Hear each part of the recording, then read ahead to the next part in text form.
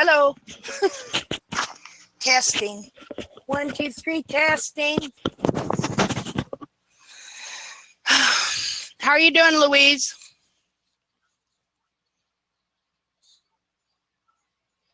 Can you hear me? Oh, hi, Becky. All right. Cindy. Hello, Cindy. Jessica, Debbie, Barbara.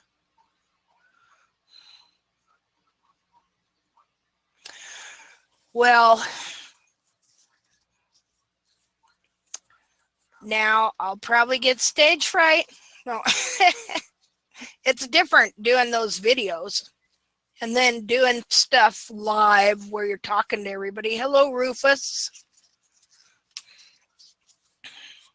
Hello. I have to wear these gloves because this is about the 6th time I've thawed that out and it's starting to stink. When you first get them and they're fresh, you don't have to use gloves. You just wash them good with soap and water and go to dissecting, cutting them up just like you would a chicken. Hi, Maurice. Can only hear you, no picture. Are you on a phone or a computer, Barbara?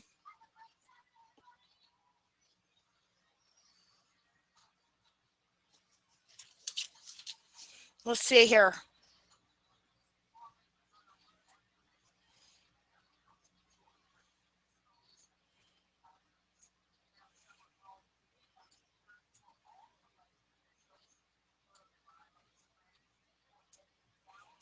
Well, that's weird. I don't know what to do.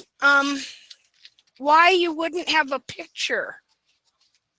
Oh, okay. Rufus says Chrome browser is best. Do you have that? Yeah, in fact, you have to use Chrome. Or at least on one of these webinar things that I was using, you had to use Chrome. Hi, Katusha. Bless your heart.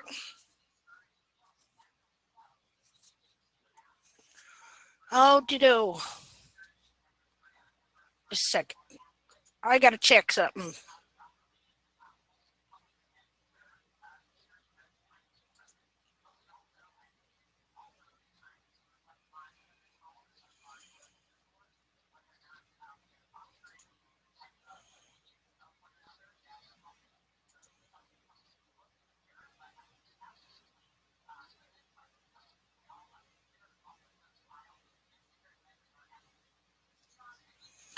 Okay.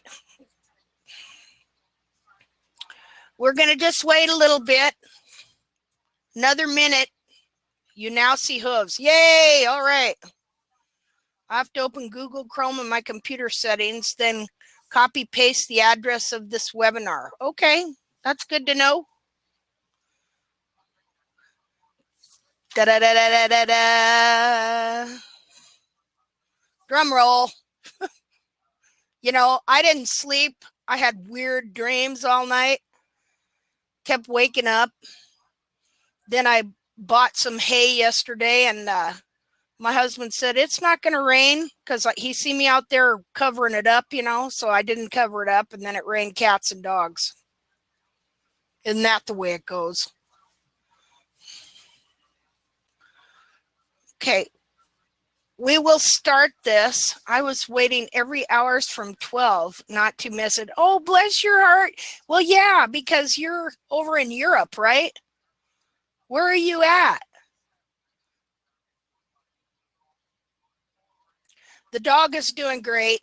Just bumped him up a bit. Didn't kill him, thank goodness. Thank you for asking.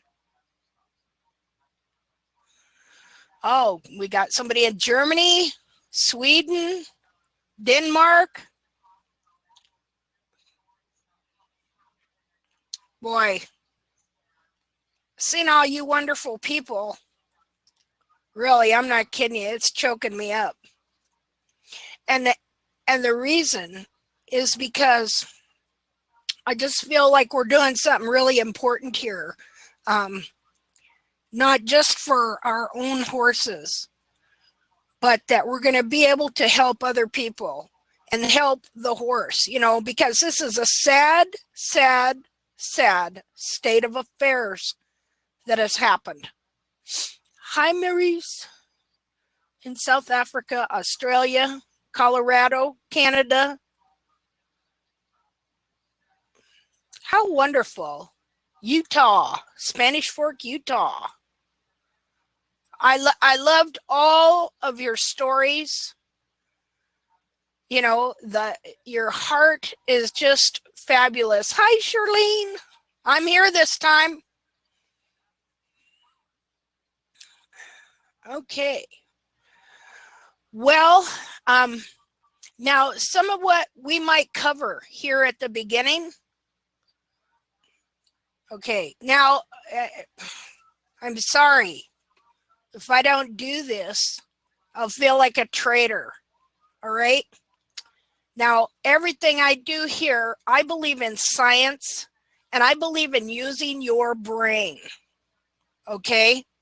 I don't believe in, if you want to have religion and you want to believe in God, or you want to believe in guides or spirits or whatever you want to do, or you want to believe in nothing, that is up to you. But one thing that is factual is science. Okay. Is this foot is going to be what this foot is, in spite of what religion may think or spiritual things, right? So everything I do is based on science. All right. But I also have spiritual beliefs. Now, you may not agree with them, you may not like them and stuff like that, but I do believe there is a God. Okay. And that I believe that he wants us to use our brains, So the God that I believe in, okay, I ask him right now just to bless this whole thing, help everybody learn, help us use our minds, our brains, our talents to help the horse, the most beautiful creature, the servant and the friend to mankind. Now, I'm going to tell you a little story about my life as we get started here. All right. My mother, she got married 5 times. She was constantly abandoning me, and, she'd take me to a babysitter, never pick me up. My grandmother had to come from states away to get me. The one thing I loved all my life, but I never had a horse till I was about 21. But I rode a lot of horses. I lived with some people on a ranch for 3 years in my teen years, and got into horses. Did I pray to God? Did I ask him? Oh, by the way, God, if I forgot to ask you, please help us with this. Yes, I did. I'm a little nervous here and I didn't sleep all night. All right. So please put up with me. Okay. And like I say, if you don't believe in any of that, you know what? Bless your heart anyway for whatever you do and the kindness of your heart and all that. All right. So let me go back to my story. So I was very lonely growing up and just loved horses. And I believe that my relationship with horses really saved me from a lot of things. And, I'm not going to go into all the details or nothing like that. To suffice to say that there were times I felt I had nothing to live for, but I had a horse and I knew I had to take care of that horse. And, sometimes I had several horses, and they just were a real comfort to me. Okay. Before I got involved with behavior modification and through Christianity, because I was not a very good person. But here's the thing. I feel that I owe them something for what they have done for me in my life.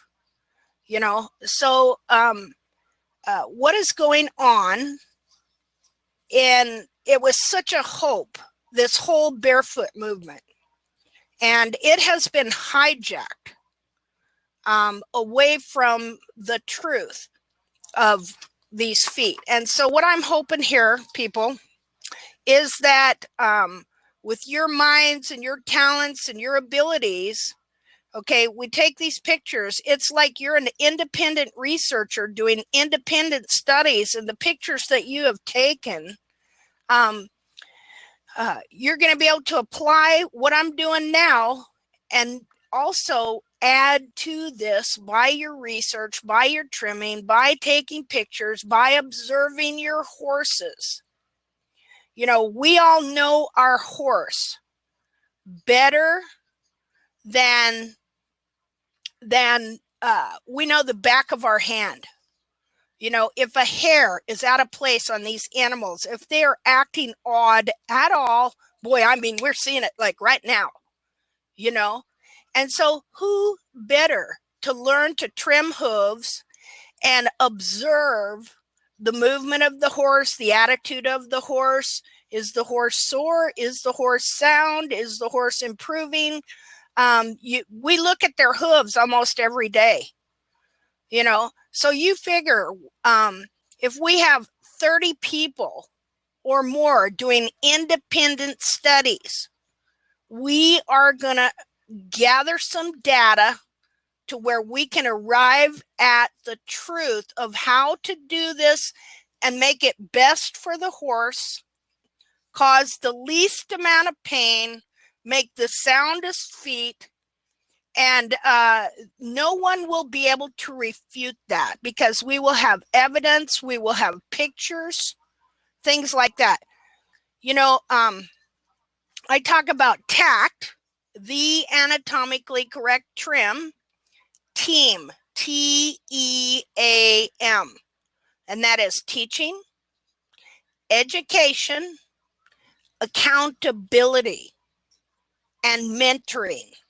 See, what I'm hoping is to build all of us here into that kind of a team, you know, and to where if you want to, you can get to the place where you can present and teach others. You know, what I'd like to do is have this class on tape, but have people who can monitor these classes for other people if they want to.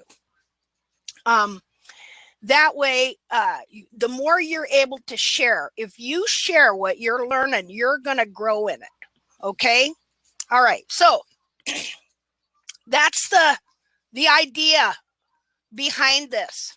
You know, I'm not just doing this to run a class. So, I mean, yeah, that's the main reason. I want you to know whatever I know at this time so that you can advance, so that you can help your horse.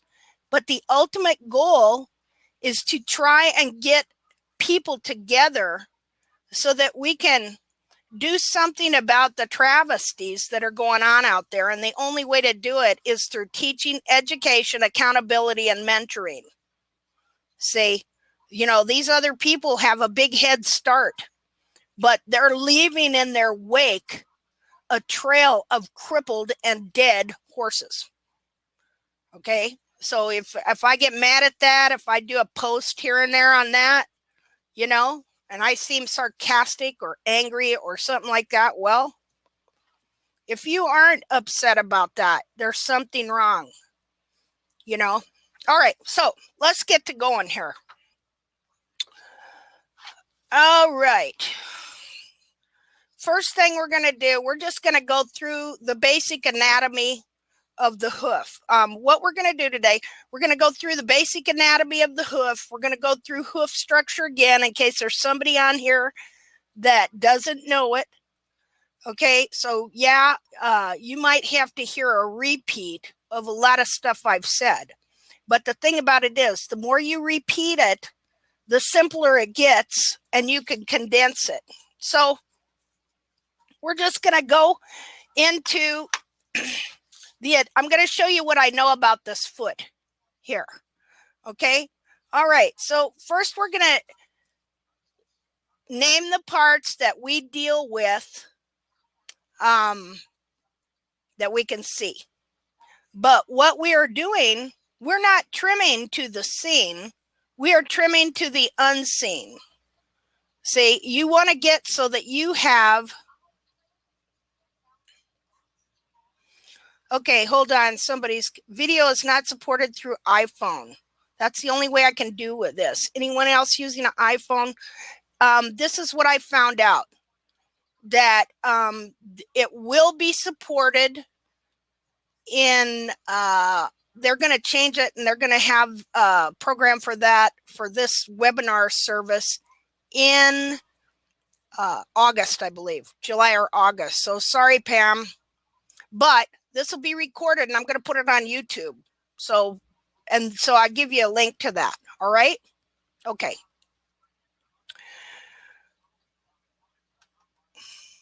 Okay. So anyway, you folks can read what's going on at the side over there, and we're going to start this. Okay. You want to get a picture of the internal foot. As I've said before, in farriery and even in barefoot trimming, a lot of times they're not looking at the whole foot. They're just looking at parts. See, a coffin bone in a capsule, and then they got the parts there. They're not seeing this as a whole foot covered with skin, and it is one, maybe many parts, but it is one piece. Yes, this will be recorded. It's being recorded right now. Okay, so what you want to do is you want to get an image of this internal foot, and really it's relatively simple. See, you've got your sole corium here, you've got, you know, your heel back here, your coronary band, but it's one chunk, one piece that has to fit a certain specific way. And it is just like a can in a koozie, one of them holders, except it's a little more intricate and that it's got a little bit different shape. And you have to understand how this hoof capsule grows, and how it's supposed to be attached to the inner foot. And that way, when it's distorted, you will be able to recognize it. Like this foot here, this foot has some distortion. Her heels were completely trimmed out. This is my mare Molly. Her heels were completely trimmed out. Now, when you trim the heels out, it causes the hairline to come down like this, so that your horn tubules that should be growing like this are growing forward. Okay, but another thing it does, it arches the wall. When you trim this out, it pulls all this down, and it'll put an arch right here in the wall and an arch under here. This is not hoof wall jamming. Okay, this is a bent capsule. See how it's bent? You can see how it's bent. That is from it trimming. That is from ultimately trimming the heels out. Now, I was in the process of restoring the heels when she died. Okay, so this is why a lot of times you go to rasp your foot here and you cannot get a clean white line over here. Okay, that's because the hoof capsule is bent like that. You see that? The foot itself does not really have an arch. See it? Do you see an arch there? No, you don't. Now, on this foot here, right here is the coronary band that the hoof wall grows from. Okay, it is still bent down just a little. On a really good foot, this coronary band is not going to be bent down. It's going to be straighter like so, and then wrap around the back of the foot. Okay, so I want to get back to explaining the parts. All right, so here's your sole. Right in here, the sole connects to the wall. Right here, in between that is called your white line, which is never white. It's always off-white or yellow. Okay, so there's your hoof wall. White line is where your sole and your wall connect. Okay, your hoof wall comes around this way till it gets right here to where you have what is called a triangular pillar called the heel buttress wall. The heel buttress wall connects right here to your heel. Here, I want you to look at that. It grows right here. Yeah, I'm shaking. It is triangular and it is a pillar. I call it a pillar, and it has to be about that long. It has to be the length of the heel. Look here. It has to be from here to here. That is the just covers the foot. So you have to have about that much more in order to have any sole, because your sole grows from here, you see. Okay, so I want you to look at this. Now, here's where the periopel flap ends right here. If I was to cut my heel to right there, I would have no sole hardly at all in the back of this heel. Okay, and this is the big controversy that's being taught by Strasser and many others, that you measure from here to here 1 1/8 inch, and then you cut your heel right there. And what that does is that pulls this whole hoof wall down here to a 30-degree hairline, like so. Okay, are you understanding what I'm saying about that?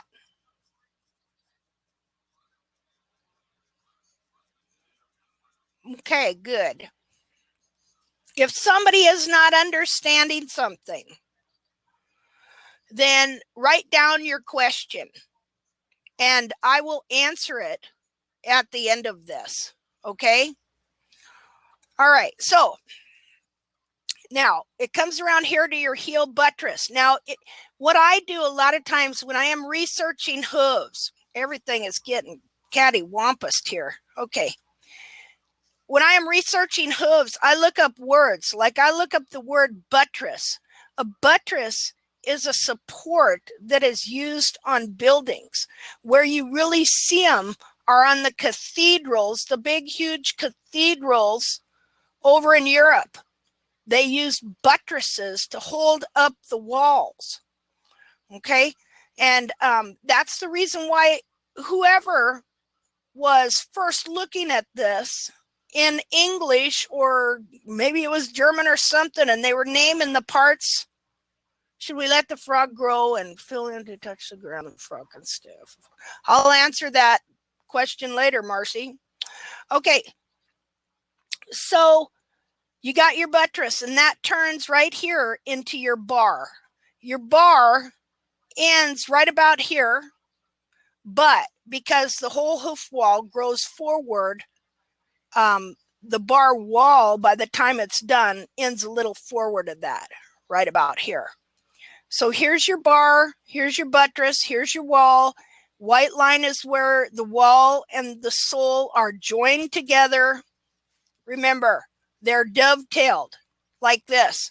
The wall, here's the wall, slides down the lamina and out like that. The wall slides through the white line of the sole like this. Okay, now here is what is called your frog. Now everything on here has a boundary.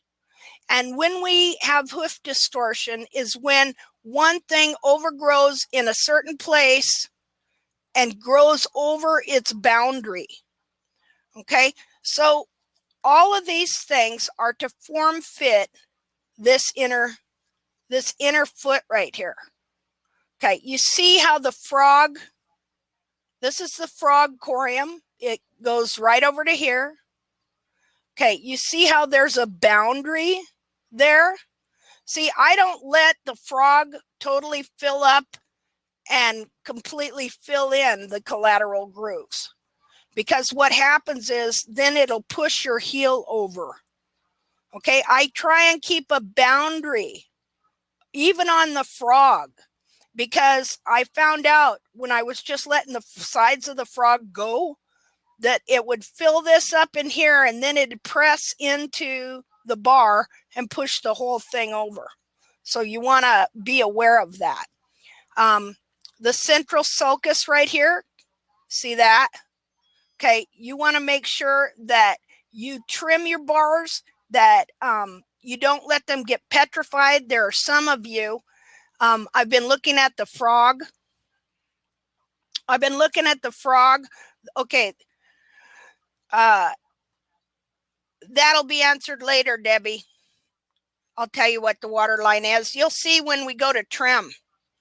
Okay, so you've got to keep a central sulcus here that is shaped similar to what you have here, and you have to keep it cleaned out. You can't let it grow and get impacted.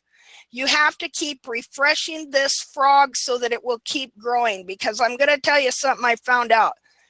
This foot, okay, the coronary band from which the hoof wall grows right here, and the sole is like grass. You know how when if you take something and you put it over grass and the grass dies out? That is just what happens to this foot. Like part of this trim is that you have to find the apex of the frog. There's what's called the apex, and then there's what's called the true apex. Okay, let's see. Let me get it up there. Yeah. Let me put it down here. Never mind. Okay, so here's your frog corium or dermis. This is skin. That's all that is. It's a type of skin. Okay, so your frog grows from that. Well, the apex here has a boundary. Okay, I'll let you look. Now, her sole was pretty thin. You know why? Because her heels were not finished growing, being corrected yet. All right, so so she had very thin sole. The more correct your heels are, the better the sole in the whole foot. Okay, where was I? Okay, so this is the apex of your frog, and back here's the base, and we base a lot of this trim on being able to find, define, and maintain where the true apex of the frog is. All right, so the frog has boundaries, the bar has boundaries, this wall has boundaries. Let's see. Okay. Now, right here is where your hairline will be. This soft stuff here that you find in some, a lot of times it's very hard, is the periopel. And what happens is when the hoof wall grows down, it like emits a sheet of this stuff that covers the hoof. And this stuff is kind of similar to clear nail polish. And what it does is, what the periopel does is it controls the moisture content of the hoof. It keeps moisture out and it keeps moisture in. All right, that's why you don't want to go taking it off like you see a lot of them do. You know, they'll take their, now I've seen they got belt sanders coming up there, boy. They think they're really doing something. You know, well, they're taking off what nature has put on here to control the moisture content of the hoof. Your periopel skin right here is also the same type of skin that's right here and covering your bulb. Right there. It's all the same. Right up into here. Sometimes you'll see them real thick. Now I want you to see something here. Right here, there was a hole here. It looked like a BB hole. Not that you got shot with a BB, but that's what size it was. It damaged the periopel right here.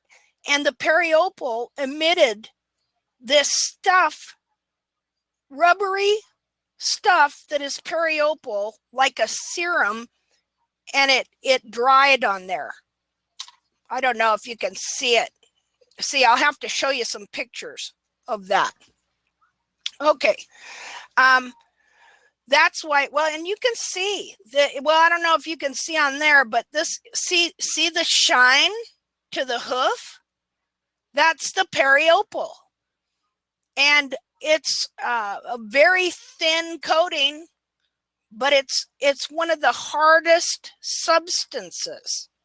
It really protects your hoof.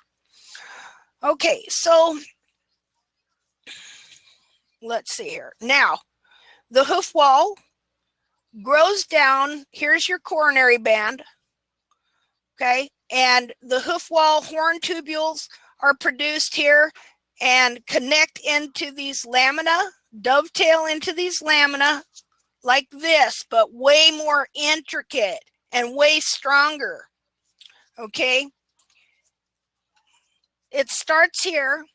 There's little papules that feed little tubes right here, and they come down here and they connect to a specific piece of lamina, and they grow down right to here where it connects with the sole, and then the sole and the wall, which become married at that point, okay, they grow down together. And this, I was thinking today, you know, what bears the weight? Does the sole bear the weight? Does the wall bear the weight? Well, you know what? When they join up together here and they grow down to the ground, they both bear weight, but they bear it a little differently because they are different. One is harder and stronger than the other, and the other is softer. But without the sole support, the wall goes backwards. Oh gosh, boy, I'm really thinking of some analogies here. Okay, think about it. The wall is hard and strong, you know, and he grows down here and then he marries up with the sole. Okay, and she is supported by him and he is supported by her, and they each have their different functions, but they each need each other. See, it's just like a marriage. See what I'm saying? Okay, so here's the thing. When the wall that starts here and grows down to here and marries up with the sole here, and they grow to the ground, from birth, that piece of wall needs to start here and come down here and end here. Do you see that? But what happens is when the heels grow long or get trimmed out and it changes the angle of the wall, I should turn this over. Okay, so you can see it right side up. Okay, again, now I repeat things a lot of times because I want you to get it. Okay, yeah, marriage of wall and sole. Okay, so you got your little paps here that run along here, and they connect to horn tubules, and they connect to a specific piece of lamina right here, and they all travel and grow down together till they get down here where they marry up before they get to the bottom of the foot. They marry up right up here. See your sole corium. Sorry if I'm shaky.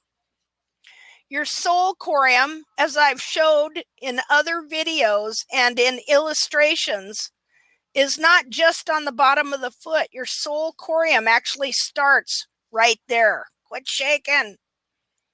Okay, so they all come down, they marry up right here, and then they grow to the ground together, and this is the way they are for life. This is their position for life. This is their angle for life, or it should be. And then your sole, she can come to her optimum thickness and strength because she is retained, supported, and upheld by the strong wall. Same with him.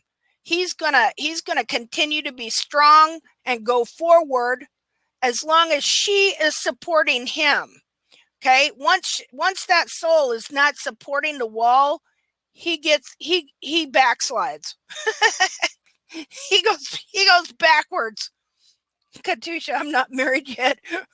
Well, there's a lot of analogies here. You see, now is the wall more important than the sole? Heck no.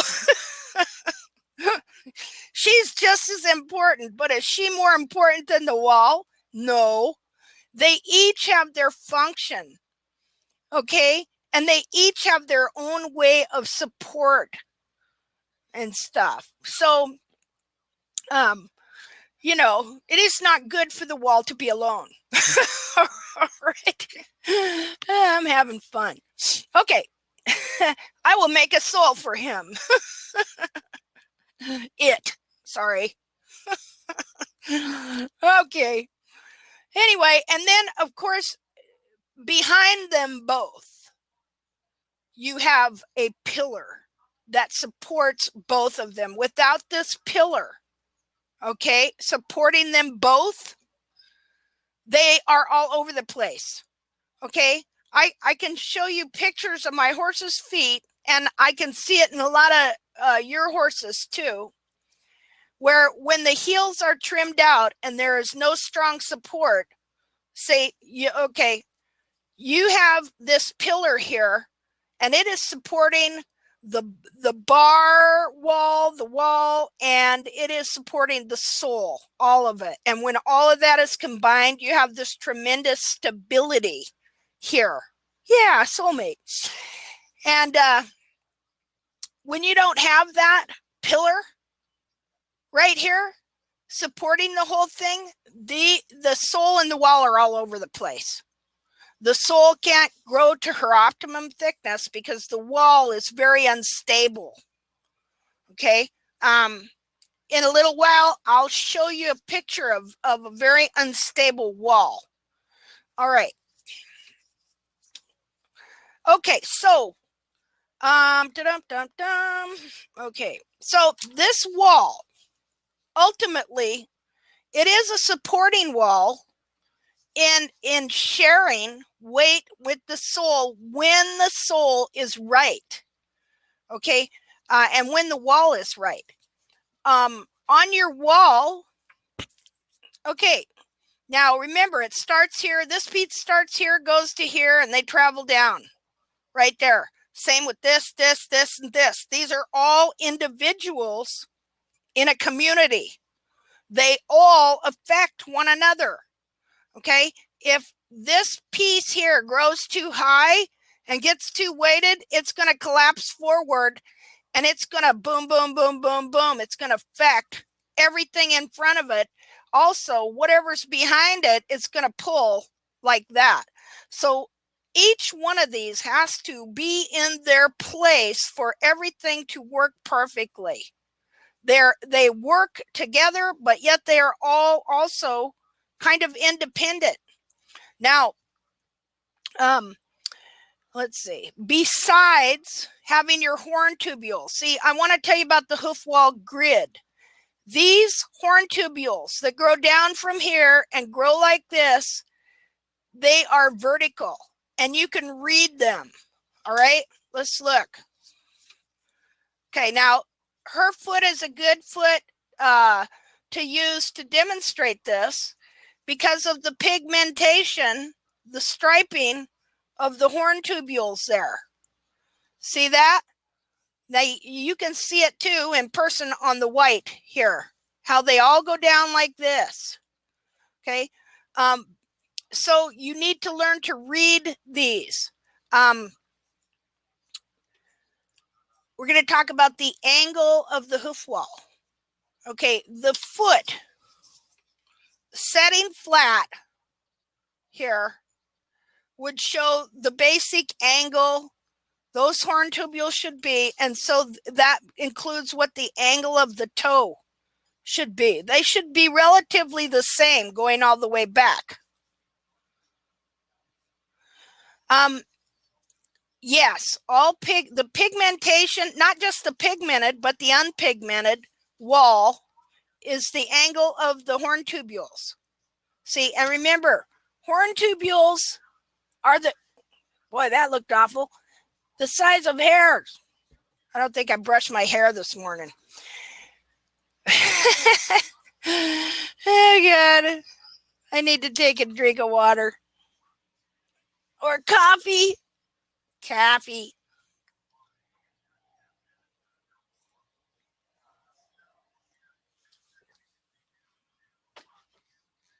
All right. Let me take a little breath here. Okay. Let's look at this. Let's look at some capsules here real quick. Now, this horse here, he never had his feet trimmed, lived out here on Kansas sod. All right. And so the heel, instead of being at this angle, it collapsed forward. Okay. And so his sole was very thin, because what happens is, now all of these are going like this, but the foot, that's not the way the foot is. Okay. The foot it should be like this. The inner foot, this foot determines how this should be. And if it's not, all horses' inner feet are the same. Just like your foot is the same as my foot. Now, there are differences in sizes, you might have a little difference here and there, but anatomically, all horses' feet are the same. Now, again, there is some difference, but it's all the same. Okay. So the hoof capsule has to fit a certain way, or you have hoof distortion. Let me look at that. See, this hoof capsule would have been damaging the foot, and this hoof could get laminitis pretty easy too, mechanical. That could easily be pulled off that horse's foot, the hoof capsule. And it actually came off really easy too. But Molly's here, virtually impossible for me to get that thing off. See how nice and tight and upright and everything is? Okay, but this horse's hoof capsule came off pretty easy. I got a video on YouTube of me just pulling it off after soaking it a couple days. I soaked this a couple days and could not get that off hardly at all. I had to cut it off in pieces. Okay, so this is not what we want. Okay, now you can actually make this kind of thing happen too by trimming the heel out. It's going to change if you change the angle of the hairline here by cutting the heel out, it changes the whole weight-bearing equilibrium between this hoof capsule and this inner foot. See, and that's what we want to learn to maintain. We want to trim in such a way that we're going to bring this whole hoof capsule into alignment with what this inner foot is. Because when you have problems is when people over trim the heels. I mean, you could also leave too much heel, and that's going to create problems too. All right. But we want to totally restore the weight-bearing equilibrium of the hoof capsule to the inner foot. I mean, you can see how this thing, can affect this foot. See, they're both supposed to be in alignment, and if you change the alignment of this, it's going to damage and hurt all this. Now, look at how thin that thing is that you are dealing with. So it's got to have a certain perfection about it in the way it fits, in everything. Okay. So we've been going 43 minutes. Okay, now here's another thing. That is not your foot. Okay? We have been taught to look at that. Okay? This is your foot. All of this up into here, clear up into here, clear back up into here. This is the foot. Okay? Same thing with your toe and your toenail. It's more than just your toe, where I only want what's under my toenail, right? No.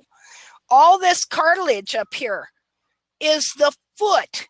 The foot. This is part of the foot. Okay, just because there's not hoof capsule on it does not mean it's not part of the foot.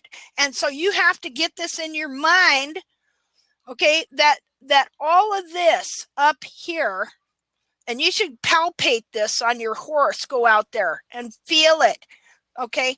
All of this up here is part of the overall foot of the horse. Okay, the difference is this is covered with hoof wall skin and this is covered with hair hide skin. Okay, now the reason this is important is because, let me find something here.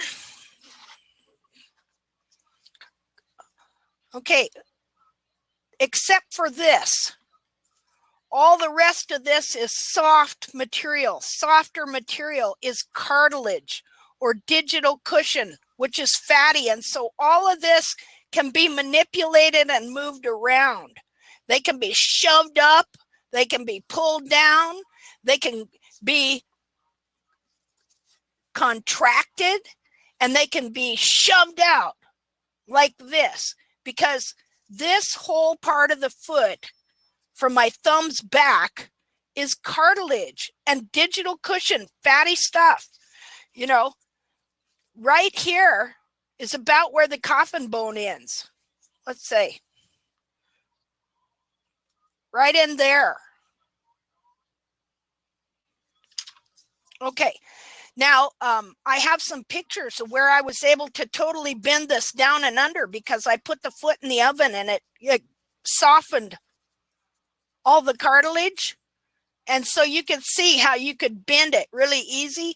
And so it's not that it bends that easy, but with a 1,200-pound horse attached to it, and when you trim this capsule wrong and you change the whole weight-bearing equilibrium, you can just start bending all this down and shoving it in. You know, I've shown some pictures where the hoof wall was trimmed out to here, and all this cartilage was pulled forward and under into the foot. See, that includes the frog corium here. Okay, something that happens is if all of this is pulled forward, then this frog corium gets wider. Your bars get shorter. You develop a false heel. You know, you can trim the heel out, clear up to here, so that you got a false heel and a stupid looking little foot. Okay. I need to take a breath. Okay. Now I want to show you about the digital cushion. Okay. I had somebody comment that this bone, this is, okay, you got your coffin bone in there. This bone right here is P2, the short pastern bone. Okay? The short pastern bone. Now I want to show you something, how it moves. Now the coffin bone is side, it's not moving. It's just, I don't have the navicular bone on there, but it's just barely going like this, see? When I'm doing that, this is what you're seeing. Okay. Okay, but it's made in such a way. Here's your digital cushion. This is fat, like fatty cartilage. Okay, we've all eaten beef. And have you ever got a piece of cartilage fat that you could not chew up? I mean, your teeth just bounce off of it. You know, finally you go, yuck, you know, and spit that thing out.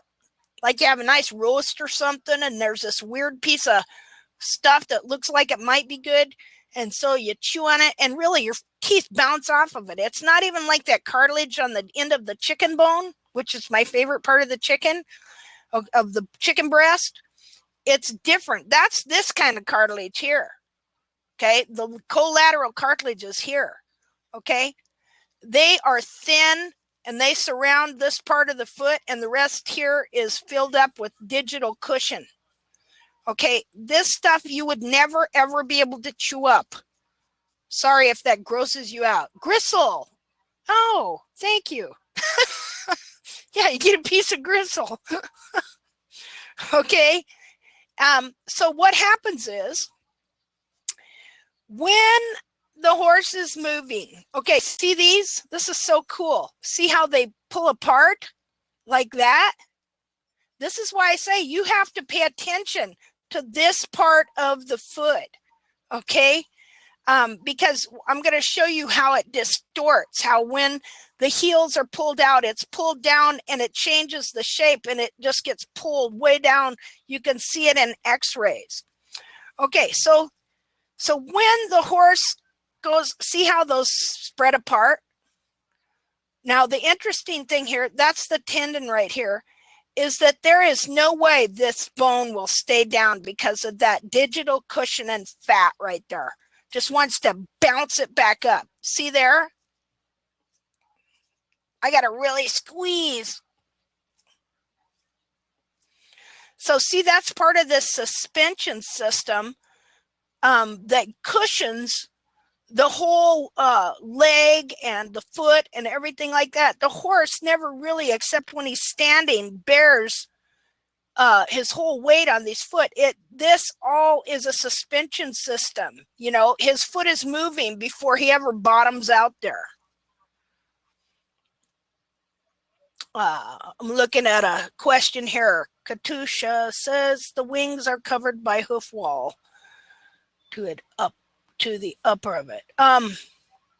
Not sure what you're talking about. This is what I do know. Whatever is in there, it's this cartilage here. Okay. Right behind there in the heel. This is pretty hard. It's cartilage. See there? Underneath the coronary band, it's cartilage. And cartilage back into here. Cartilage into here. All this is cartilage. Okay, but it's also covered by your coronary band and your lamina and your sole corium. There, it's covered with skin. Okay, so let's see. So consequently, I noticed somebody, I can't remember who, that joined up for this and posted pictures on the forum that they had a horse with a huge lump right here. And what I'm concerned about is that is what's called sidebone. I think it's called sidebone. But what happens is on some horses, this cartilage, now this is connected to the coffin bone right in here. This cartilage is connected into this coffin bone here. This is bone, but what happens is side bone, the cartilage will turn into bone. It will ossify and it will turn into bone. And I think the reason for that is hoof wall jamming. You know, when the hoof wall gets jammed clear up, look at how that's supposed to be. It's supposed to be free. See there?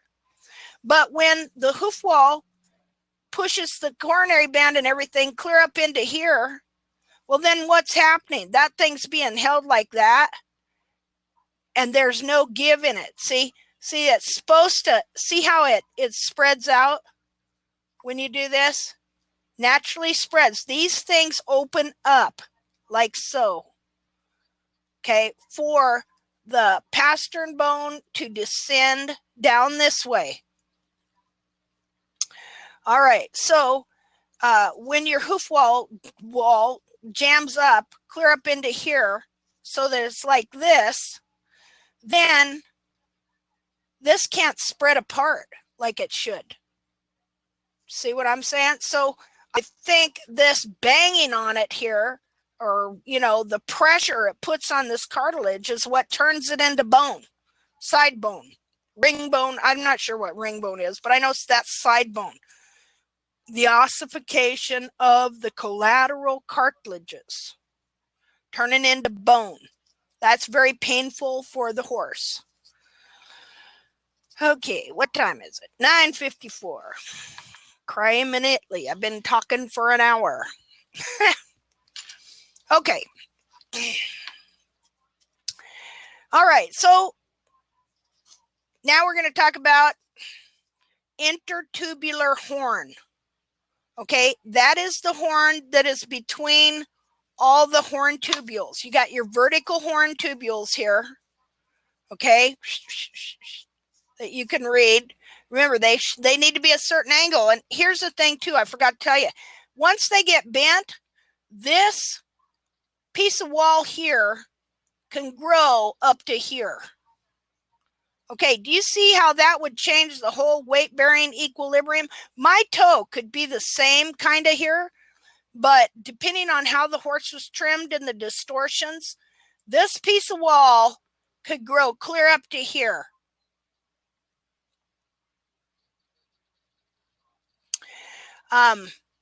Rufus just asked a question. Does the ossification resolve with TACT? No. Once that turns into bone, it's going to be bone for the rest of that horse's life. But what an anatomically correct trim will do is hopefully prevent that from happening. Remember that a pound, an ounce of cure, or how does it go? An ounce of prevention is worth a pound of cure. Okay, primarily what TACT is hopefully restoring as much as possible to the foot of the horse, and also once knowledge is gained and this gets around, then people prevent this kind of stuff. But it is soft. Well, maybe it's from an old injury then, you know. Okay, so somebody asked me the other night when we were doing the check-in class for this, I was seeing how this was going to work, if I was going to evaluate the hooves. Well, what I'm going to have you do is evaluate, after you learn this, evaluate your own hooves, and then I will help you. Okay, well, Debbie, your horse could, you know, that could just be a scar. It might not be that. Let's hope not. Okay, because Molly here, she had one foot with a big scar, kind of like that too. All right, so this is what you're going to look for. You're going to look for to see where does this wall start and where does it end. You want it to start here and end about there. If you see your wall is starting here but ending up here, you have a problem. Now, I can show you pictures where I corrected a lot of that, and you can see how the wall on my horse started coming back. But look, as it comes back, it's longer, isn't it? See there? Again, let me do that. Here you go. Here's where the wall should be. But somehow, through different kinds of trimming and this and that and the other, the wall got bent forward, and now it's growing clear to the toe. Now, I want you to think about that. Look at this. Just a minute. This piece of wall here. I don't know why I want to have you looking at this thing upside down. This piece of wall here. Okay? Okay, it bears weight right here. Understand? Just like this. This is where it bears weight. starting up here down to here. See where it would bear weight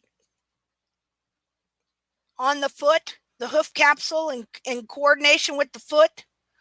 Okay, if something happens and this piece of wall, and look, it's a certain length too, right? It's only a certain length. All right, now if something happens where this hoof wall all gets pulled down and is growing this way, this piece of wall that should only be this long, okay, winds up being this long. Okay, and look, how is that? What is happening with the weight bearing of the wall when that happens? Okay, this is pushing up this way, and as it pushes up this way, what happens? It pushes down this way. See there? See how it would change the weight bearing equilibrium for this piece of hoof wall here? Let's see, let's do it like this. This piece of hoof wall that is right here, okay, to start growing like this and wind up, clear up at the pillar. What is going on with the weight bearing of the capsule when this happens? Okay, does everybody understand that? I'm waiting for some answers. Yes, okay.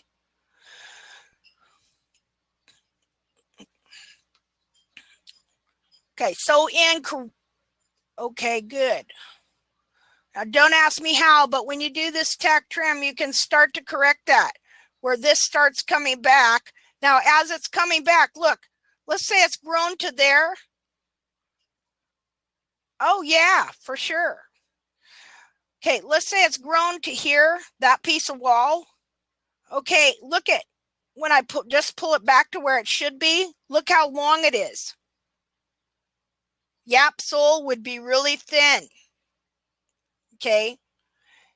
Okay, so when you're correcting it, you got to pay attention, because usually if this is like this, the toe has done the same. You understand? It's out here too. Okay, so as the foot is correcting and coming back, you're relieving and trimming this off, so it can, you got to give it room here to start moving back, and you got to start trimming it off as it comes back. Do you see that? A lot of times too, what'll happen when this is like this is, if this is growing here, here's another thing that happens. It'll start pushing this part of the hairline back this way. I've seen some horses in the pictures that were shared where you have this going on. Not only is this pushing up here, okay, but because it's not getting trimmed correctly and corrected, so it'll start coming back and down, okay, it is actually pushing this part of the hairline back up that way. See, now can you see how this would create a mechanical situation that might lead to something like laminitis? You know? Okay, all right, so I've explained about the horn tubules. Now we also need to talk about the intertubular horn. Now this foot has a grid that you can read. Now you cannot just cut the foot to match the grid that it should have. You have to grow it that way, but you can learn to read the grid. Okay, so we're going to talk about intertubular horn, what I call growth rings. And the reason that I call it growth rings is because the intertubular horn, remember, we see vertical horn tubules. We can read those. Okay, but now you can barely see it on there, but see the rings on Molly's hoof here? That is the growth rings, or what is caused by the intertubular horn. Now,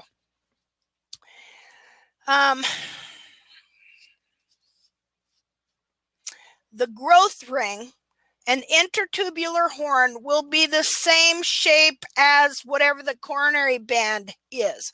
I'm not talking about this part. I'm talking about from here back. You see that? It's going to be the same. It's going to grow like this. Forward. It grows slightly forward like this. And so your growth ring, you'll see a full growth ring from here all the way around the foot. And then you'll see this is about the width, maybe a little more. Growth ring there. You'll see a growth ring there. And then you'll see them start to get like this. See? So these will tell you a lot. First of all, they're going to tell you if your hoof capsule is growing correctly or if you have the heels trimmed out. Because a lot of times as the heels are trimmed out, most of the time, it pulls this part of the coronary band down. And so what you're going to see in a horse is instead of having nice, even growth rings like so, okay, you're going to see them go whoop, like that. You're going to see that ring go down like that. See? Because look, hoof wall grows from right here, right? This is all cartilage. So if this is pulled down, it's gonna make the hoof wall go like that, and you'll see a horse that has rings like this. Okay? Now, another thing that happens is that this coronary band here, okay, I want you to see it move so you can understand more about hoof wall jamming. Just a minute, I'll try and hold this still. See it? So let's say your pillars here are too weighted and they're wrong. It's going to shove this coronary band up like that. Okay? Now, it shouldn't be shaped like that. All relaxed here. See if I can get it. Okay, see, this would be the natural shape. And so that would be the shape your hoof capsule should be too. Okay, see how it kind of goes down like that and then you're up like that? That's the way your hoof capsule should also be shaped. But if this gets too long or weighted or whatever, it can push up like so. Even more than that. I mean, it can really get jammed up there. Okay, and then it's going to cut off circulation too, because the coronary band groove here of the hoof capsule is going to really push that up like so. Even that could be painful. Think about it. That would be like an ingrown toenail. You know, that's why we try and grow the hoof capsule in such a way that it's being supported. The hoof wall is being supported by the sole, and the sole by the wall. And this is relaxed, and that coronary band is sitting in comfort in the coronary band groove here. And there's no jamming. Like I was doing pretty good. She really didn't have too much jamming. But you can see here that she had a little bit. You will get compression rings. Compression rings. When a wall is too weighted, a lot of times that wall will compress and you'll get a kind of a bump there. Okay. Let's see. It is 10:07. Do you care if let's see. Okay, I got to think for a minute. Unfortunately, I didn't make a lot of notes for this class. I'm flying by the seat of my pants. Okay. Now, Molly's foot here is distorted because her heels were trimmed out for so long. Okay, and I was just repairing them. Molly's story. Molly We worked on ranches out west, Oregon, Montana, Wyoming, California. We bought Molly in California, in Davis Creek, actually California, yeah, when she was 12 years old. And she died when she was 29. We worked on big cattle ranches for years out there. And then when we moved here to Kansas and quit doing that kind of work, we had to sell all our horses, but I wanted to keep one. They're your servants. We don't have a lot of money, things like that. I couldn't afford to retire all the good horses we had. But because, see, we had to have horses to work on. Okay, so, but I felt a duty to retire her and let her live out her life without going to a killer, because I hate killer buyers and I hate horse traders. Okay, I don't hate all horse traders, but I hate killer buyers. Okay, and I hate the whole horse meat thing. Anyway, I just don't think that's the way you treat your servant, and I don't think horses are just a tool. I work for a guy, I work at a lodge, and to him, horses are just a tool. I don't feel that way. And I'm not going to eat my horse because it's against the code of the West. The cowboy, not unless he was starving to death, would kill his horse and eat it. Now, I do realize they do this in some countries and stuff like that, but just because that's the culture, just because something is in a culture doesn't mean it's the best thing, So anyway, I just don't like that stuff. So I retired her and kept her till she died out of honor. She served us. She was a good servant. We made our living on her. So out of honor, I did that. Now, I realize that ain't going to happen to all animals. We've got some friends have a ranch in Wyoming, and they used to just be ranch hands, Then they got a ranch because their dad sold some land and stuff like that. Well, one of their horses get old. Guess where that horse goes? To the sale. That is so dishonorable. It just aggravates the snot out of me. They got enough money that they can put that horse down. I will put a horse down before I send him to a sale. I'm not going to do that to that animal.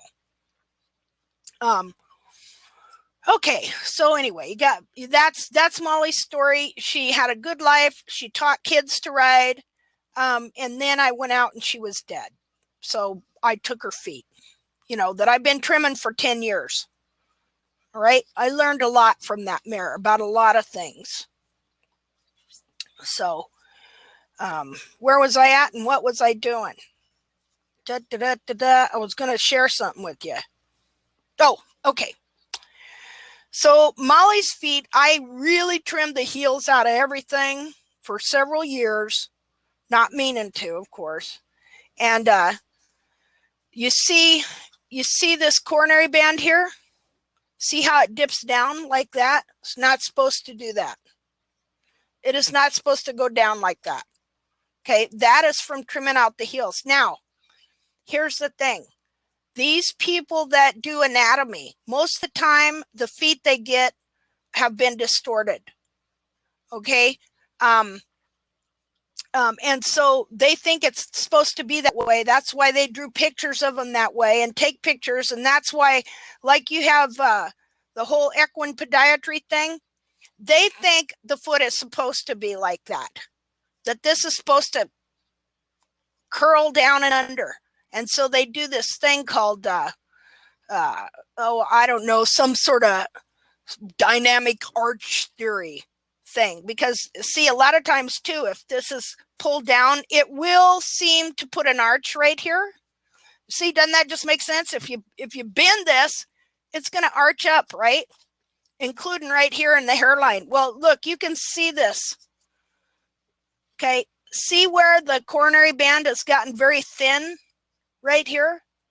That is from this being pulled down and under. Now, I cannot show you on here a picture of the perfect specimen. I can tell you where it's at, all right, because of copyright law. I don't want to have to deal with that on this webinar or anything like that. I don't want to have to post, you know, whatever it is, use because of the common good or whatever. So I'm going to have to show you. But, you know, yes, the growth rings tell you how the heels are. So Pete Ramey on his site. Now, this is ironic. All right. Yeah, if you've watched some of my videos and seen some of my posts, you know that I use a picture of a dissection he did of a wild horse where he's got it setting on half the hoof capsule with it trimmed out. And you can see the heel buttress, how the heel buttress is supporting the back of the foot, and the sole is like that thick. You know, now that is a anatomically perfect hoof capsule and foot. Not every horse, not every wild horse even has that. Okay. So that foot has taught me more than anything else. What I can do is I can show you this. See, I have put this on here. Let's see. Okay, the coronary band should go straight back. Okay, it should not be dipped down. You see how that pulls down like that? Shouldn't be like that. The buttress supports that thing perfectly up in the air there. See that? That buttress, that big piece of triangular shaped pillar that supports the wall and the bar and the back of the sole of the heel. Okay, that is the way this is supposed to be. So your hoof wall grows, the growth rings are going to be uniform like this. See? Okay, so this is how you can tell your heels are trimmed out. Now, what happens when you trim the heel out is it starts to pull this down, all this down. See?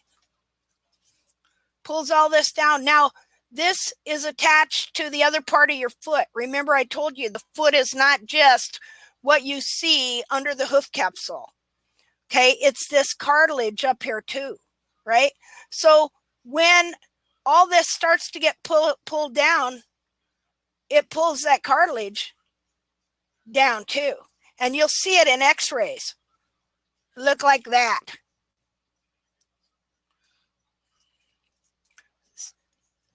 Okay, now see, what you need to look up is wild horse hoof x-ray and see that x-ray one of them wild horse feet that Pete Ramey got in California. See, he's got two wild horse feet that I studied and studied and studied to try and understand what is the true foot. Is this the true foot? No, it's not, because she had her heels trimmed out for so long that this cartilage is bent down. Now, if I were to take this part of the hoof capsule up and kind of heat the foot up, it might come back a little bit, you know? And if I would have restored her heels and they had time to push up and hold that up, it might have straightened all this out a little more, say. But once the cartilage is bent down and held there for years, you know, it takes a little bit to restore what you have messed up. Okay. Okay, so do you understand this thing about this coronary band grows the wall, right? Okay, so let's straighten this out again. So your wall grows like this from the coronary band. So you do. Get it? Okay, so if you trim the heel out, or let's say the heels grow long and collapse forward, either way, it creates a similar effect. Okay, then it pulls this hairline down like that. Well, your wall was growing this way, but when it pulls the hairline down, now it's growing like this. See there? Let's see. Straighten it up. It grows like this. Pull the hairline down. It grows like that. Okay, and we will see as we go on, we're going to see where your rings are pulled down like this. Okay.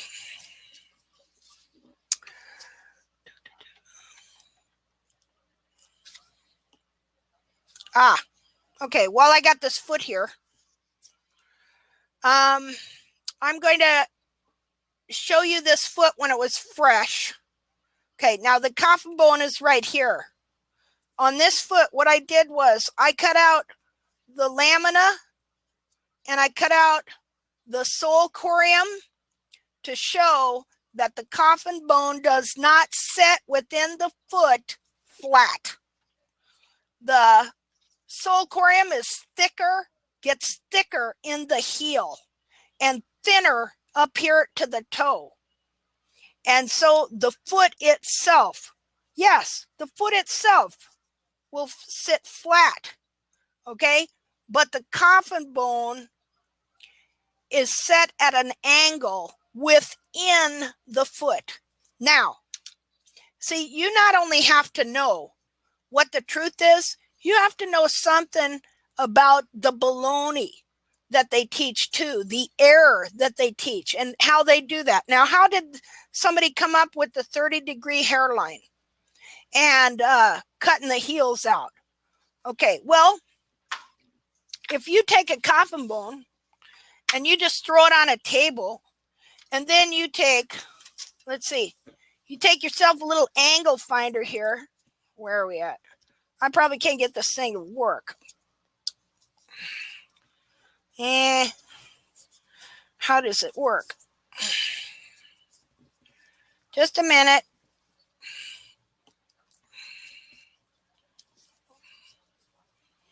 I think I messed this up. Oh, there we go. Ta-da. Okay. Now this is a back foot. Let's see what that is. Okay, well, on this one, it's 50. Okay, this is a back foot. That's 50. Okay, now, and then I go like this. See? That's going to give me about a 45-degree angle. Though I can't do it with this. I don't know how to do it with this and stuff. So 45 for a back foot, 50 and, or no, a 30-degree hairline. Sorry, I'm getting all screwed up. Okay, 30-degree hairline and say a 45-degree dorsal wall. Okay, the way they get that is by taking the bone out of the foot, setting it there. Remember I told you, they don't see a foot. They just see this capsule here with the bone in it, you know, but they'll talk about the lateral cartilage and the digital cushion, but this is what they see right here. Okay, okay, once you remove everything, it's not the foot anymore. So if I try and force this horse to have a 45-degree angle hairline here, I'm going to naturally cut the heels right out of the horse. All right, and that is going to make, from that point on, the hoof wall is all going to be at an angle that is contrary to the inner foot. Okay. Okay, well, I need a drink of water. Okay, at this time, I'm going to take a little break and just take some questions. So if anybody has a question, if there's something you're not understanding, now you can ask.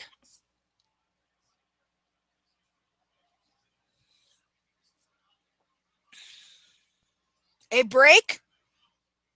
I can't tell what you're saying, Louise. Should we take a break and just come back at the next webinar? Did everybody get signed up for all three? Okay, do you see why you need to understand this before you ever do the mapping? That you have to understand what the foot should be so that you know, then you can judge where the foot is, and then you can tell where you have to go to get there. See, you got to know what the goal is. You have to know what a truly correct foot is before you can trim correctly, you know, because you have got to chart a course. You know, hoof mapping is just that. It is a map that is helping you chart a course to where you want to go with that foot.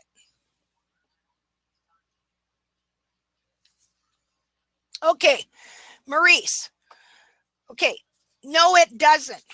Okay, I'm going to show you a picture. Here's a coffin bone. See it? Okay, now even if I could show you this perfectly, you would see there's no way it's supposed to lay flat. All right. Okay, I'm going to go with Maurice's question first. Does the coffin bone lie completely flat? Now, see, I did just explain that, but this is why when you are teaching something, you have to say something many different ways and show it in different ways.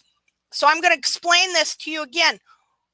Now, yes, there is literature from way a long time ago even that says the coffin bone should be ground parallel or lay flat, level with the ground. Okay. That is kind of what I just explained, that no, it shouldn't, because in the foot, okay, here's the foot. All right. Now the foot does set flat. See, do you see an arch in the bottom of that foot? Do you see an arch right here? No. Okay. So the foot sets flat. All right. But part of the foot is a coffin bone. All right. The coffin bone does not set flat in the foot. Okay. And why is that? Because okay, I'm going to show you a picture. Because the sole corium here is thicker, wider, thicker at the back in the heel, which that makes sense, doesn't it? That you know what this is like? This is like a Dr. Shell's gel pad, only firmer. Okay, it's soft. This is hard. Okay, so this coffin bone sets up here, but the sole corium here is thicker, wider, thicker at the back of the heel than it is at the toe. So even though the foot sets flat, the coffin bone sets in the foot at an angle. Let me see. The coffin bone sets in the foot at an angle like that. See? So no, the coffin bone doesn't sit flat. And so if you force this foot to have a coffin bone that sets flat, you crush the heels. Okay. Okay, you're welcome. Yeah, I know. It took me a while to get that figured out. And see, somebody, and she didn't come up with it. She read a bunch of older books and she decided to believe that that coffin bone had to sit like this. And so that's why they make you trim the heel out to force this hairline to have a 30-degree angle. Because, okay, there's a picture in her book where she took 2 coffin bones, a front coffin bone and a back coffin bone, and she measured the angle of the wall, and then she measured what the angle of the hairline would be, which is 30. If you take this out of the foot, okay, yeah, you're not going to get, that's not correct. You you just can't do that. Oh, well, let's trim it to that. Wait a minute. What about the foot? You see how unscientific she was? Okay. And Marcy says, well, see, here's the thing. These farriers and these trimmers are all influenced by one another, and for all the dissections they've done, there's things they just never looked at. Once you are taught something wrong, that is the way you see it from there on out. I'm going to show you a picture. Just a minute. We're going to do a screen share. Okay. And I'm going to show you some pictures here. Just a minute here. I got to figure out how not to share the other side of the screen. I tried to do this last night.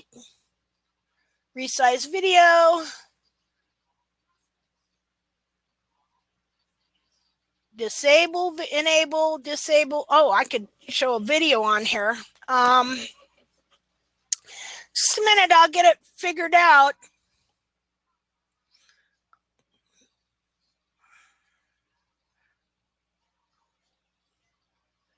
Crap. Sorry. I can't figure out how to not share both right at this minute. Wait a minute. That didn't do it, did it? Do you just see a screen or do you see both? Yes, what?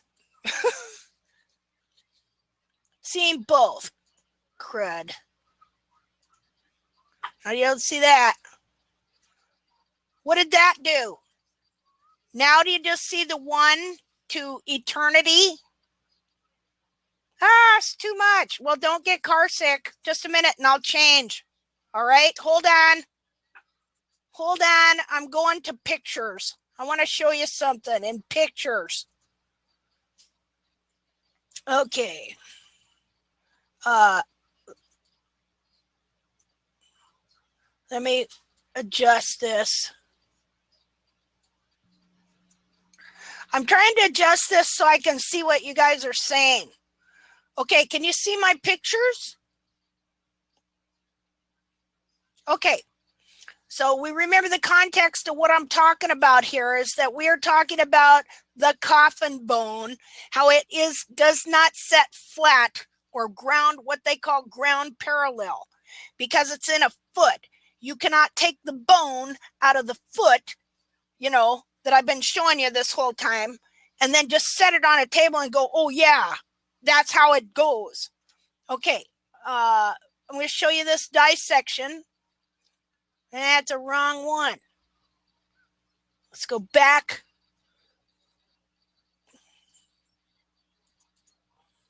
Okay, here we are. Just a second here. Okay, this is the dissection of that foot I was just showing you when it was still kind of fresh before it was all dried out. Now, just a second here. Open with Windows Photo Viewer.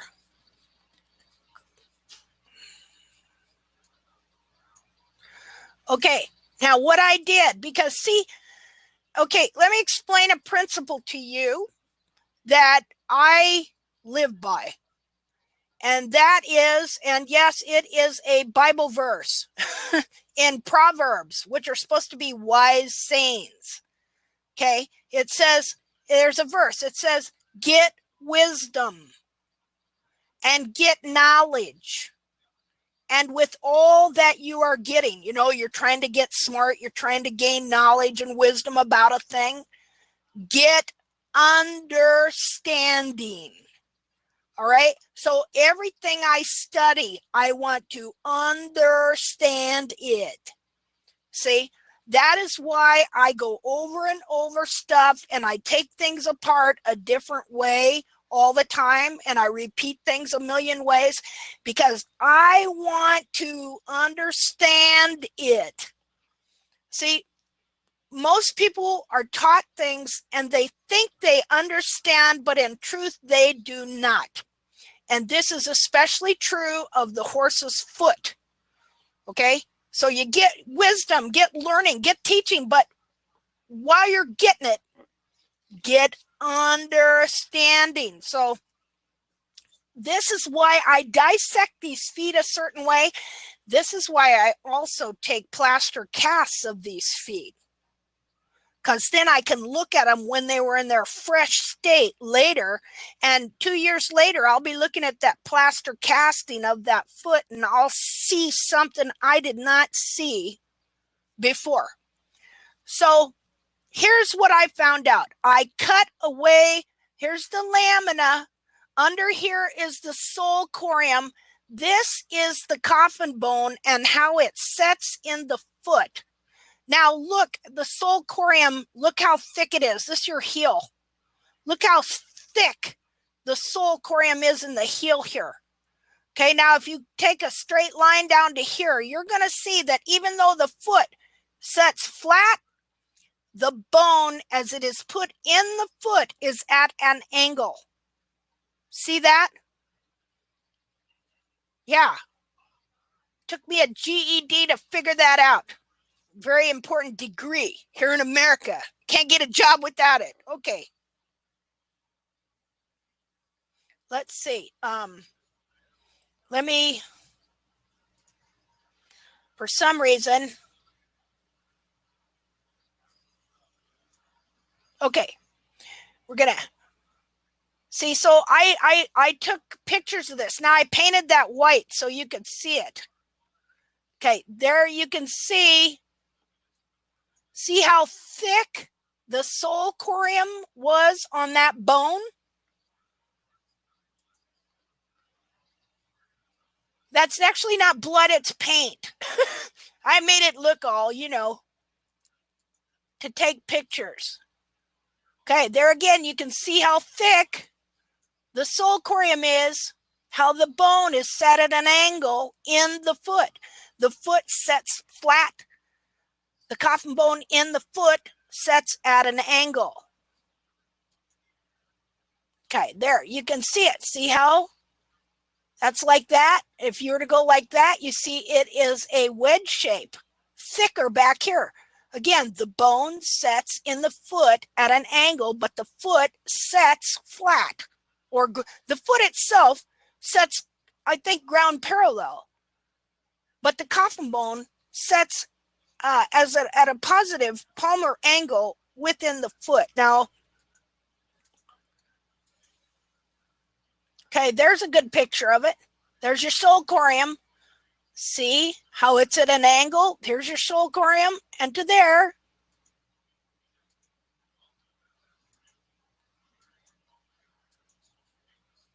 I like this picture.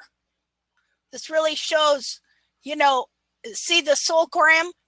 That's how much sole corium you got surrounding that coffin bone. Okay, so when you got your true apex of the frog, you got 3/4 of an inch usually to the end of the coffin bone, another 1/4 of an inch to the end of the sole corium, and then another 1/4 of an inch to where your white line is.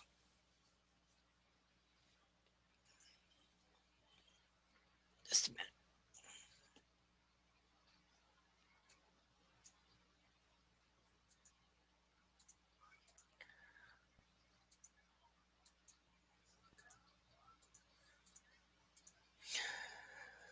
Okay.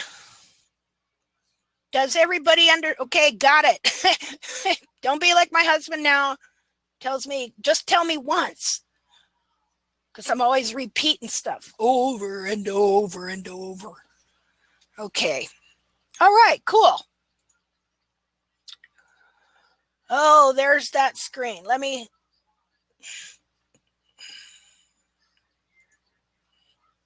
I like how you repeat it. Well, thank you. I do too, because I gotta repeat stuff to learn stuff because I'm pretty dense. Oh, what was your question? Oh, that side view, Louise, was just part of the coffin bone. The back part. 3 repetitions to learn. Yeah, at a minimum. You just dropped out for a while. That's okay. Okay, well, are there any more questions for now?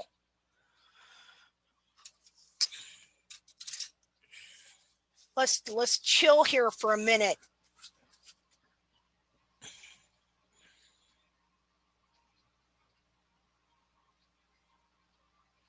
My question,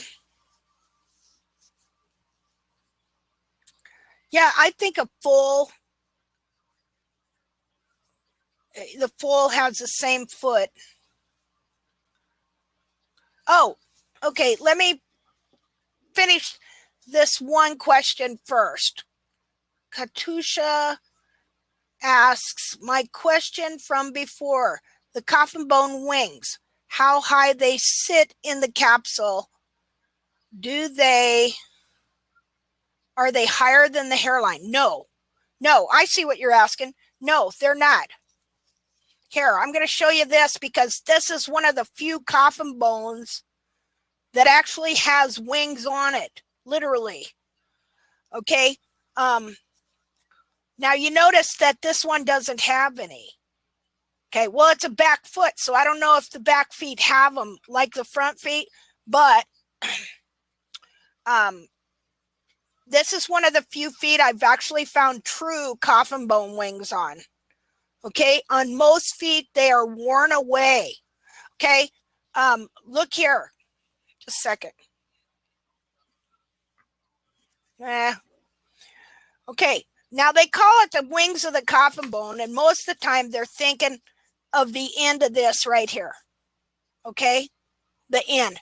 But there's a reason why they're called the wings of the coffin bone, because they're supposed to have these wings. Literally, I'm not kidding you, they got wings, but because of, for whatever reason, hoof wall jamming and wear and tear, they wear off.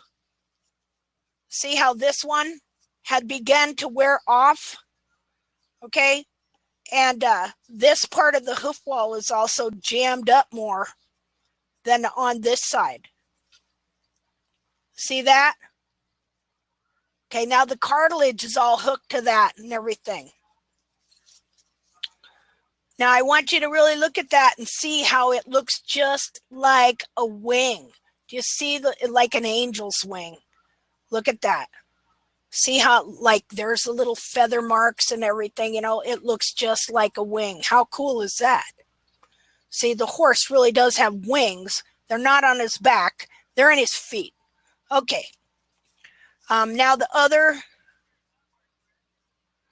the wings. Well, yeah, Pegasus. I don't know either. Just obviously they are for something, you know, to give more stability to the cartilage.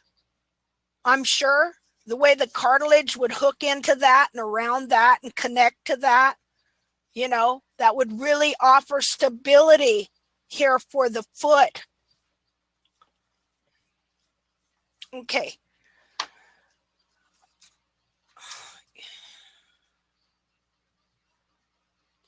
Oh, yes. Yes, absolutely.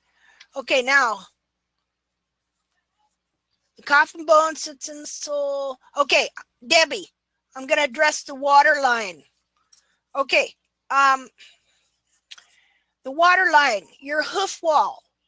Okay, we're getting an overall view of anatomy. Your hoof wall has layers. Okay, strata has layers. All right, you got your stratum externum. You know, you didn't know I knew Latin. Yeah, you got your stratum externum, external layer. All right, then you got your stratum medium and your stratum internum. And I don't even know if I'm saying that right. Okay, so see the layers? Okay, so the most pigmented with the most horn tubules and the hardest is the pigmented layer right here. See, now her she had white hooves mixed with some black lines, but they're still pigmented. See, but when you get into the white, that is where the water line is. And it is the softest, and I'm going to have to brush up on that too, because you also got the stratum lamellum, which is the white part of the wall here that connects in, just a minute, with all these little lamina here. See if I can get that up there. See, you got little laminas there. They're all kind of mushed together right now. But just a minute here. Okay, they fit in between these right here. They all, okay. So your water line is the white part of your hoof wall, which is right here. This hoof doesn't have a lot of it. See the white part? And that's right next to the white line, which is never white. Okay, see, these farriers and stuff just threw that one in there to really confuse us. Okay, because a lot of times people mistake the water line, which is the white part there, for the white line. Now, if I'm wrong, somebody tell me, okay? If I screw up on the anatomy or I say something wrong and you find out, let me know, because you know they got 3 different names for this thing. They got 3 to 4 to 5 different names for everything on that foot. Okay? Like this. This is called the coffin bone. It's called the pedal bone. It's called the distal phalanx. And it's called P3. Okay? And so, yeah, P3. So the white, you know what? Let's check up on this, because it's been a while since I studied this, and I have been calling the white part the water line and the stratum interna or internal, or however you want to say it. Okay, that white part, I think that is the water line. Somebody go check it out on the web and let's make sure. Okay? A rose by any other name should smell as sweet. This does not smell very sweet right now. What is the purpose of the water line? Good question. I'm drawing a blank there. I know it all has a purpose. There we go. Well, you know, that's because he may have a hard exterior, but he's soft on the inside.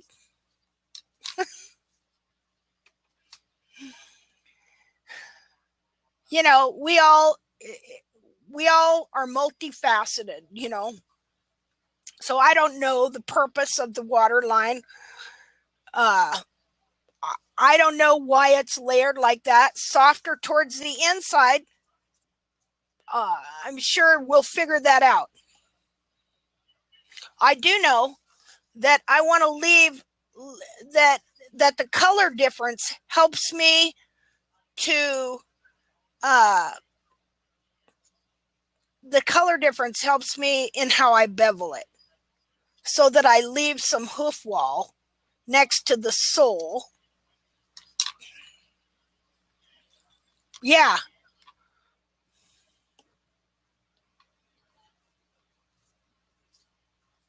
Okay, so yeah, so right in here, it turns into lamina.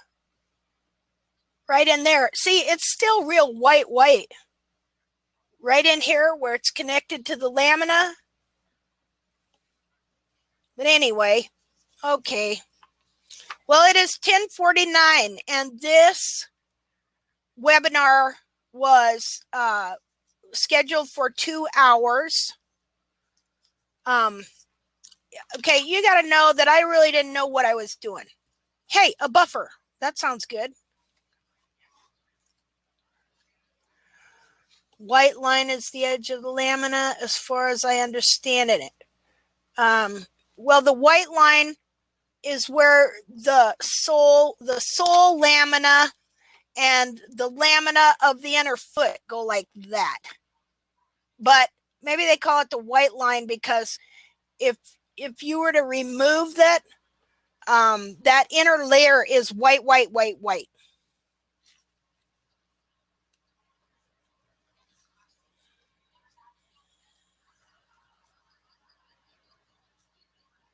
I'm reading your comments here. No, the water line is softer. The further you go into the hoof, the softer the wall gets. So it's very hard. This layer is very, very hard. Then it gets softer as you get in.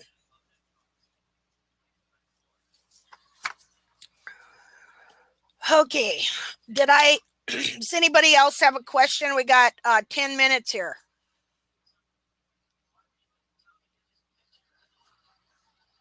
Oh, yeah. It can stretch. Look there. See the lines? Now, the sole is only meant to grow to a certain thickness.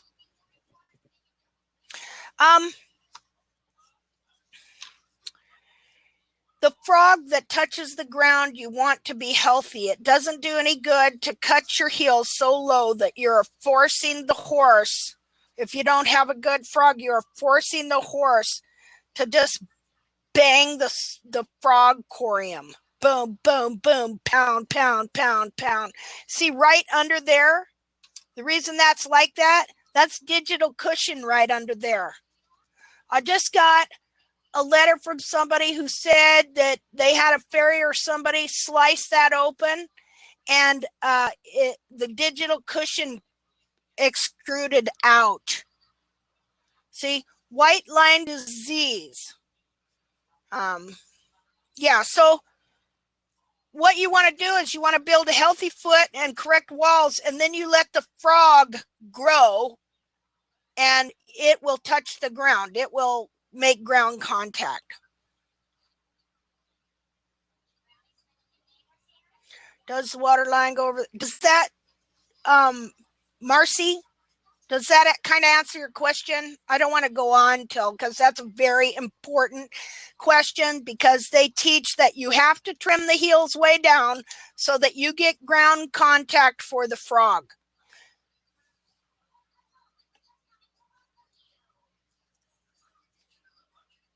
Okay, I'm going to have to wait on answering some of those questions. Marcy? Okay, I want to stop with that question. Vet said perimeter shoe, not good, get frog down. Okay. This is really important for everybody here to understand because of the error that they teach, and that it's working its way into vet circles. Okay.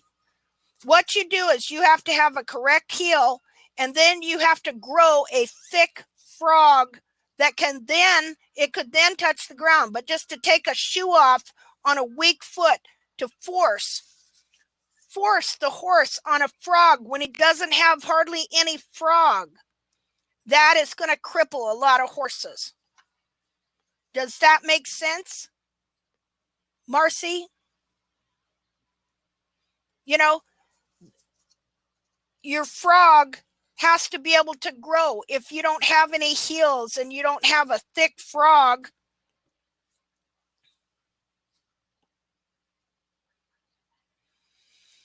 you know, you see, that's another error. There's all these errors they teach. They say this and that. Yeah, you know, look here. Look at the frog corium. See, she didn't have a lot of heel corrected yet. She didn't have a lot of sole in here. And she didn't have a lot of frog. All right, so I'm not going to cut my heel down and put her on a weak frog, a weak, thin frog, because look, your frog corium is right here. Look at that. That would just be banging and harming that. A lot of times you see these horses, they have forced down on their heels just to get frog contact, okay? And they're just banging, bruising, banging. You know, you want to have about an inch thick of frog. See, if everything was right, her heel would have been that much more, and she would have had that much more frog. You see that?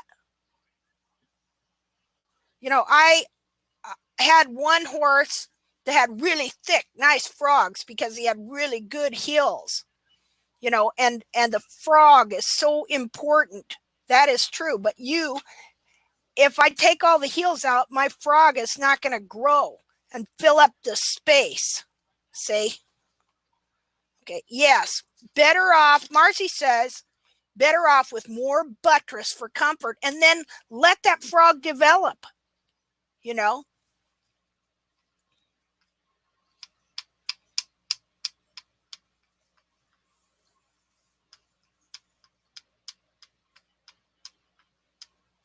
Yeah, that is why they have to use Epona shoes. That is why everybody's having to go to these composite shoes, you know, and they give the farriers a hard time. Oh, you use iron, but hey, we're using plastic, you know. Well, iron's more natural than plastic, technically. Yeah, I think they're fine. You know what? What if a horse's feet have been so damaged he might need to have shoes forever? So what? You know, we're not into a religion here. And is it, if you know how to put shoes on a horse, utilize that, use it. See, for two reasons. One, for the comfort of the horse, and you might need it while you're rehabbing. Two, because you are a representative to these other people that just believe in shoes, period. So you can help them as well.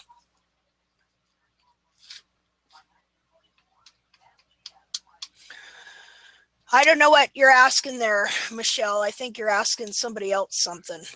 Okay, well, it is now 10:57, so I'm going to sign off.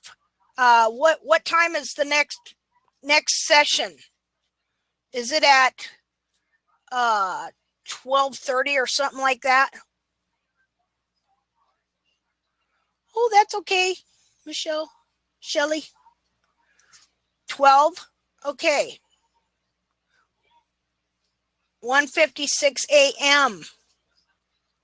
2 a.m. in Australia. Well, you night owls. Down under.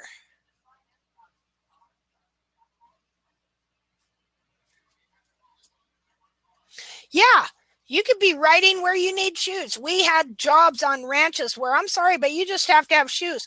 We also let our horses go barefoot in the winter. And it used to be that people knew you should do this, you know. Okay, guys, we'll see you back here at 12. How does that sound? And then we're going to go over the mapping and the trim.